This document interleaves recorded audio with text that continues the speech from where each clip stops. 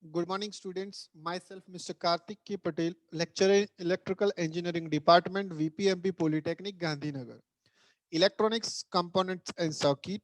Unit name for simple circuit using the ICs. Today's topic is types of multi-vibrator of IC 555. The objective of session is monostable multivibrator. Second one is a bistable multivibrator. Third one is a astable multivibrator. Fourth one is a IC 556. The next version of IC 555.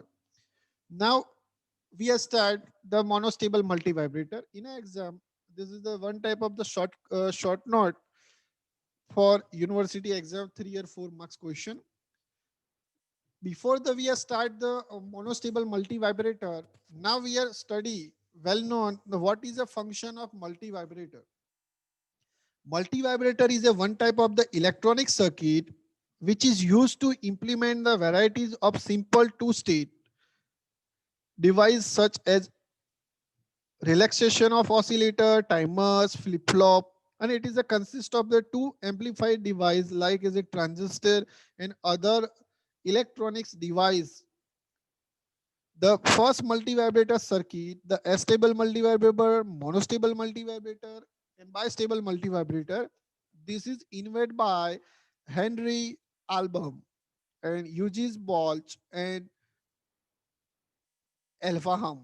This is circuit is called as multivibrator because the output of the waveform was reached is harmonics. Why it is called as a multivibrator? Because of its output waveform was reached in harmonics. That's it's called as a multivibrator. Now we start the monostable multivibrator. Monostable multivibrator, which is the one of the state is stable and but other state is unstable, because in a multivibrator system there are the two state. First stage is a stable stage and second one is a unstable stage. When the triggering pulse causes the circuit enter the unstable stage, after entering the unstable stage the circuit will be written as a stable stage after the set time. you we are start multi vibrator. Multi vibrator का main function क्या है? तो multi vibrator मोनोस्टेज, that means कि एक साथ एक ही stage में जाएगा. Mono that means single. तो एक स्टेज में अपग्रेडेशन होगा, दैट मीन्स कि हम ट्रिगरिंग पल्स देंगे, सर्किट स्टेबल मोड में आएगी, देन आफ्टर अनस्टेबल मोड में आएगी, फिर से स्टेबल मोड में आएगी, फिर से अनस्टेबल मोड में आएगी. एक साथ दोनों स्टेट स्टेबल मोड या अनस्टेबल मोड नहीं होंगे, एक साथ एक ही फंक्शन वर्क होगा, क्योंकि इसके लिए उसका नाम क्या है? मोनोस्टेबल. दैट मीन्स एक ही काम एक ही टाइम पर एक ही काम, राइट, एक ही सिस्टम को ऑपरेट करेगा. तो you see in a diagram, this is the IC55 timer. The pin number 3 is connected to the output. Pin number 8 and 4 are connected to the VCC supply. Pin number 6 and 7 are connected to the resistance. Pin number 2 are connected to the triggering button. This is the triggering button. One capacitors are connected to the load with the ground, and also the pin number 5 is connected with the one capacitor. So this is the one construction block diagram of monostable multivibrator. How it is work? When the supply is start, the supply is going to the pin number 4, 8, then after pin number 6, 7, then after capacitor, and then after resistance R.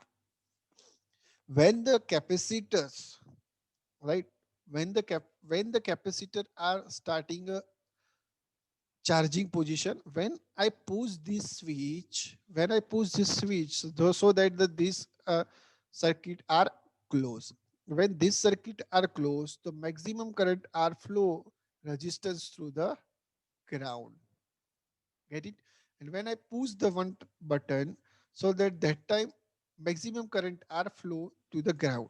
And when this is a push button switch, right? This is switch is a push button switch, so that एक बार मैंने press किया, फिर मैं छोड़ दूंगा तो automatically वो क्या हो जाएगा, ओपन हो जाएगा। Get it?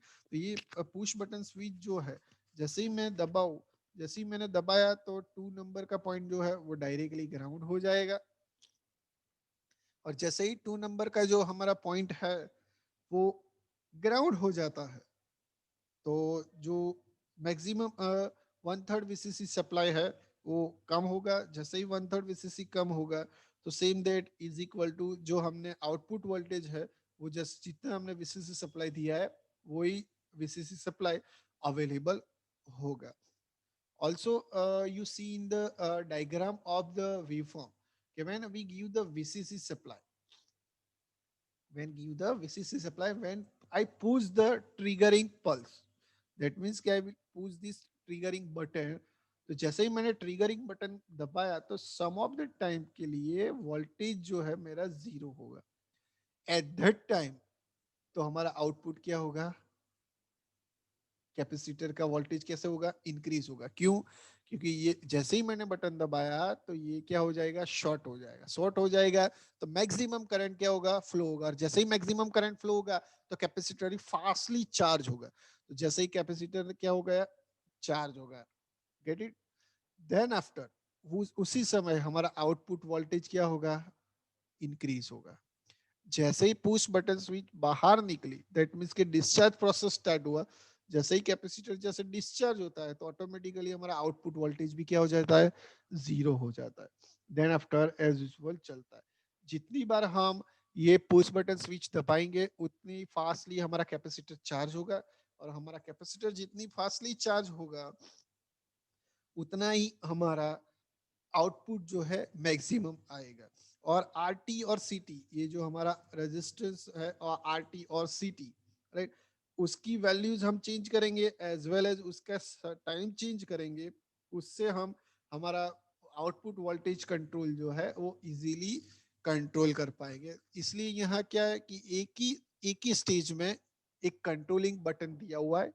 उससे हमारा आउटपुट वोल्टेज और as well as capacitor voltage जो है वो अवेलेबल रहेगा। तो जो अच्छे वो है, अच्छी तरह से हमारे ग्राफ के फॉर्म में यहाँ इजीली एक्सप्लेन किया गया है।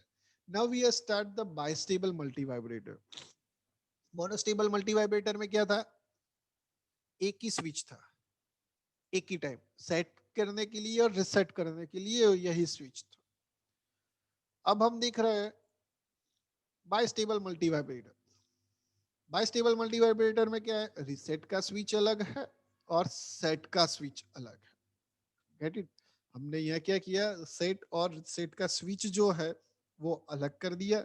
और जैसे ही अलग कर दिया है तो IC 555 जो है वो इजीली वोल्टेज को कंट्रोल कर पाएगा।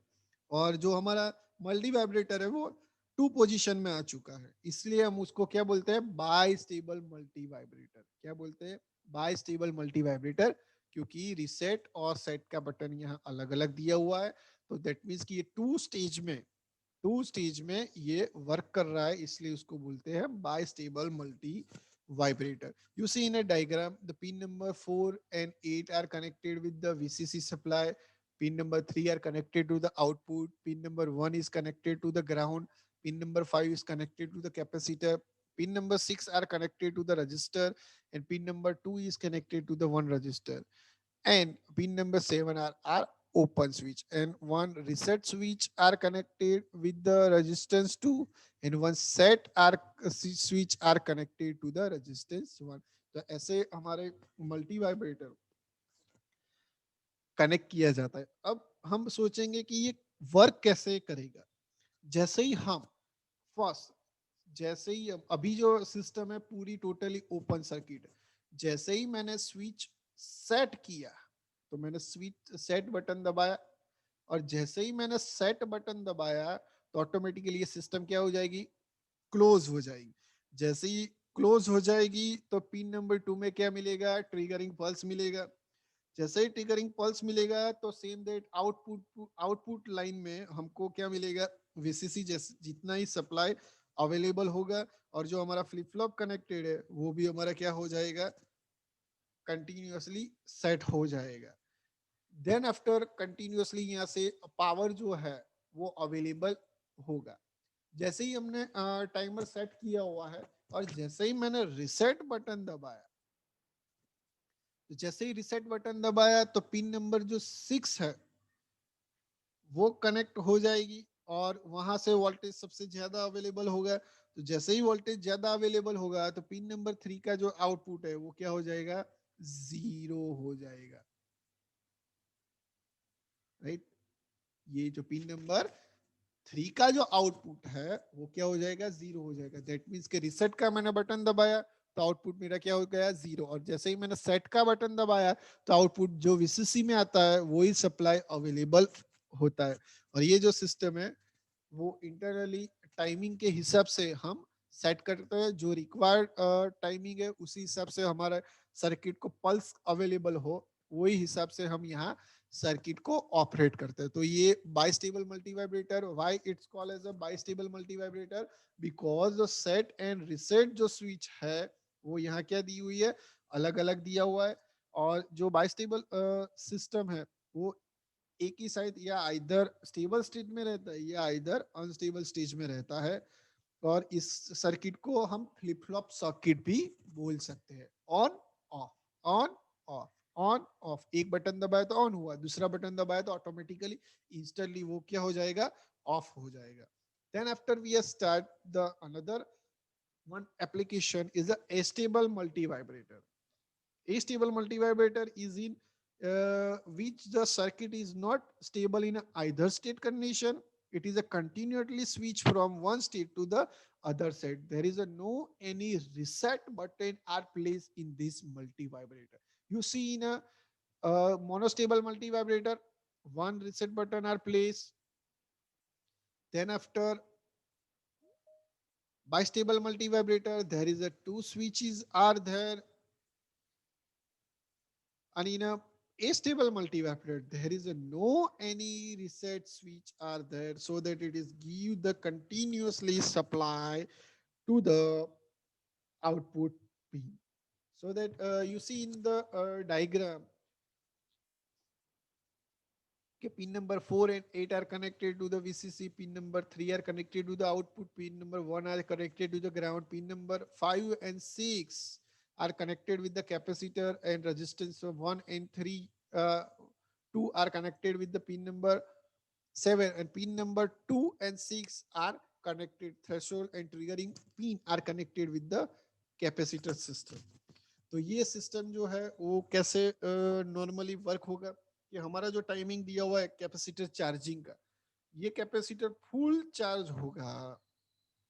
ये कैपेसिटर जैसे ही फुल चार्ज होगा तो कैसे चार्ज होगा, 2/3 VCC या 1/3 VCC से चार्ज होगा और डिस्चार्ज होगा। उसमें कोई ट्रिगरिंग पल्स की रिक्वायरमेंट कैपेसिटर के लिए चार्जिंग के लिए और डिस्चार्जिंग के लिए अवेलेबल नहीं है। सो दैट ऑटोमेटिकली ये कैपेसिटर की जो वोल्टेज रेंज है वो 2/3 VCC होगी। सो दैट द हमारा आउटपुट है या जो थ्रेशोल्ड कंपैरेटर है वो हमारा आउटपुट हो जाएगा और आउटपुट क्या हो जाएगा, 0 हो जाएगा। और सेम दैट 1/3 VCC से कम होगा तो हमारा आउटपुट वोल्टेज क्या हो जाएगा, +VCC जितना हो जाएगा। तो ये कैपेसिटर की charging position and discharging procedure के पर डिपेंड है हमारा आउटपुट। तो हम देख रहे हैं कि कैपेसिटर जो है हमारा charging point and discharging point है। तो उसी हिसाब से हम ग्राफ देखते हैं कि +1/3 VCC सप्लाई होता है तो सप्लाई स्टार्ट होता है, और 2/3 VCC आता है तब वो क्या हो जाता है, डिस्चार्ज होता है।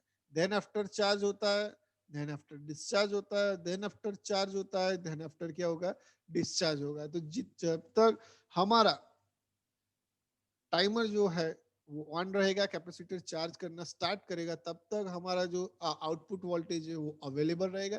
देन आफ्टर वो डिस्चार्ज होगा तो ऑटोमेटिकली आउटपुट जो है हमारा 0 हो जाएगा। तो उसी हिसाब से वोल्टेज जो है वो कंटिन्यूअसली सर्कुलेट होता है। और ये जो कैपेसिटर चार्जिंग, कैपेसिटर को चार्ज करने के लिए जो सप्लाई की रिक्वायरमेंट है वो बाय यूज ऑफ R1 और R2 से कैपेसिटर को अवेलेबल रहती है। तो ये है तीन multi vibrator. Monostable multi vibrator required one triggering switch, then after bistable multi vibrator जिसमें रिसेट और सेट बटन है, और ये एस्टेबल मल्टी वाइब्रेटर है जिसमें कोई रिसेट और सेट की स्विच नहीं है। वो ऑटोमेटिकली कैपेसिटर को चार्ज करेगा, ऑटोमेटिकली उसको डिस्चार्ज करेगा। वो टाइम के हिसाब से जो सिस्टम दिया हुआ है उसी हिसाब से टाइमिंग जो है वो वर्क होगा। नाउ देन आफ्टर आईसी 556, जो हमारे आईसी 555 है, जो 8 पिन की आईसी है, उससे हम डबल पिन की, दैट मीन्स के 14 पिन की जो आईसी है जिसको हम बोलते हैं आईसी 556 टाइमर सर्किट। तो आईसी 556 टाइमर सर्किट जो है वो डबल ऑफ आईसी 555, ये जो 555 सर्किट है आईसी, उसको हम 2 टाइम्स कनेक्ट करेंगे, एक आईसी यहाँ और एक आईसी यहाँ। तो टोटल हमारी क्या हो जाएगी, डबल आईसी जो है वो कनेक्ट होती है और डबल 555 आईसी कनेक्ट होती है। तो जो आईसी बनती है उसको हम बोलते हैं आईसी 556। ये ड्यूअल टाइमर आईसी भी उसको बोला जाता है। और यहाँ आईसी 55 टाइमर है वो अलग अलग भी हम ऑपरेट कर सकते हैं। और आपने देखा है कि पिन नंबर देखिए कि डिस्चार्ज 1 है तो डिस्चार्ज 2 है, थ्रेशोल्ड 1 है तो थ्रेशोल्ड 2 है, कंट्रोल वोल्टेज 1 है तो कंट्रोल वोल्टेज 2 है, रीसेट के 2 बटन दिए हुए हैं, आउटपुट के 2 बटन दिए हुए हैं, ट्रिगरिंग के 2 बटन दिए हुए हैं, और ग्राउंड और वीसीसी का एक ही कॉमन पॉइंट यहाँ दिया गया है। और ये जो आईसीज है वो सिक्वेंशियल टाइमिंग सिस्टम में ऑटोमेटिकली यूज होती है। तो ये double IC 55 timer circuits connected, और आपको पिन डायग्राम यहाँ दिखाई दे रहा है। एग्जाम में आपको पूछा है तो just is a 2 marks question for your university examination. Draw this pin diagram and write down the all 40 pin label. तो आज के सेशन में हमने कौन से पॉइंट कवर किए, monostable multi vibrator, stable multi vibrator and bistable multi vibrator. और ये तीनों तीन क्वेश्चंस वेरी मोस्ट इंपॉर्टेंट है फॉर योर यूनिवर्सिटी एग्जामिनेशन।